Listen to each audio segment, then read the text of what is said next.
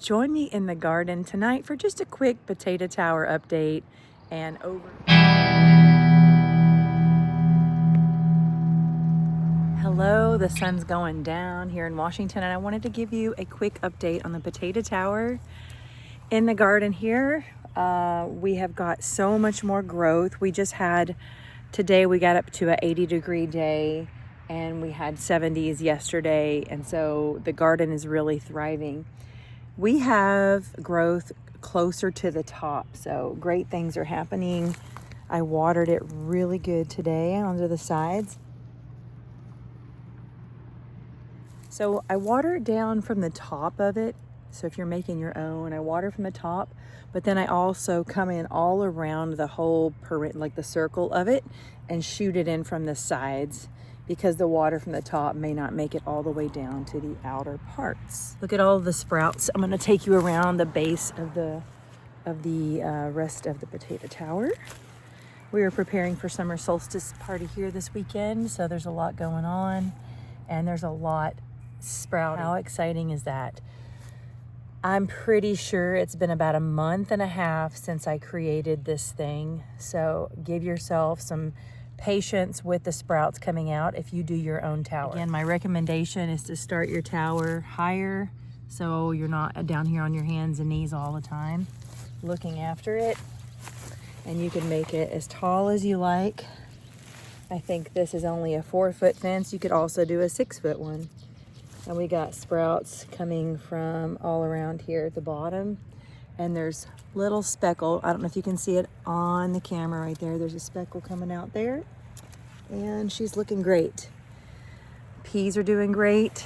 I have some problems right now with the green cabbage worm on the brassicas, like the kale, the cabbage. So I've got to deal with that. I ordered some BT spray that's going to come in the mail this week sometime, and so I'm going to basically start some seeds in the garage. I'm going to start some new seedlings for kales and cabbage, because the green worms have decimated the whole heap of them. They might not look that bad from the distance, but let me show you just a little bit closer.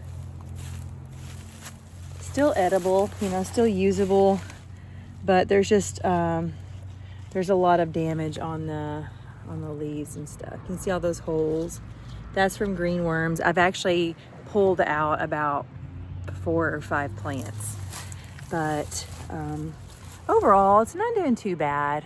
Look how beautiful the plants are. I have fertilized a lot with like 16-16-16 and some some worm castings and water. I just try all kinds of different fertilizers. So if your plants are kind of being weak, they're probably needing some nitrogen, some potassium, or something like that. I am an intuitive gardener. I have no idea, like, logically what I'm doing. I just follow my intuition, if that helps. Check out my broccoli plant. But the unfortunate thing is it looks like it's wanting to go to flower already. So it's probably too hot for broccoli. What I can do though is before she goes to flower, I can probably cut off, oh, bugs are out, boys and girls.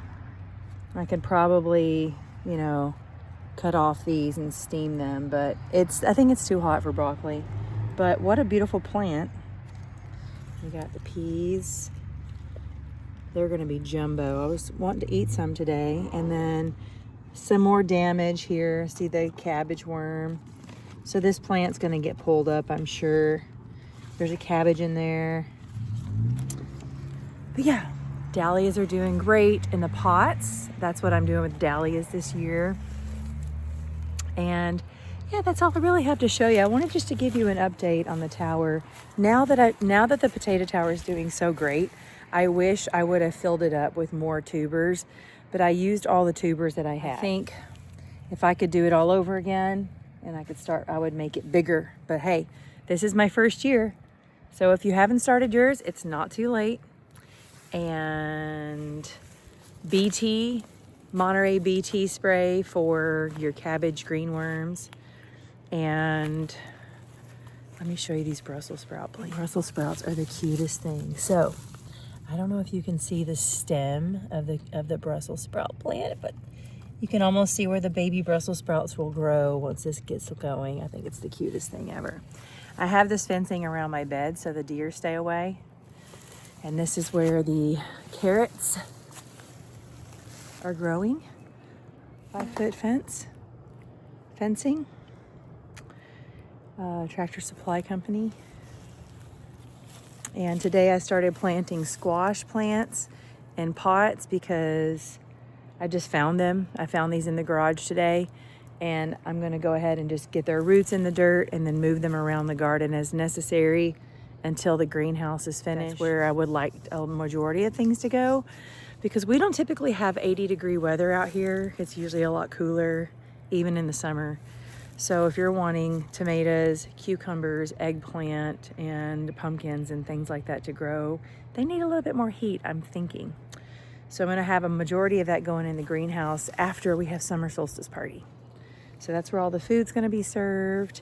And then I'm gonna make a bouquet table and start using all of these flowers and let kids and adults make bouquets of yarrow and borage. I thought that'd be kind of fun. Thanks for joining me today in the garden. I know this was a super short video. I actually had to have some dental work this last week, and I've been in a lot of pain, and hopefully I'm getting to feel back to normal and I can bring more videos from the garden, because there's just so much to learn. And if you've watched the video to this far, I really appreciate you watching. And potato tower, you can see the growth from here. You know what I need to do? I need to put some fencing around that, because if I don't, tonight the deer are gonna have a salad.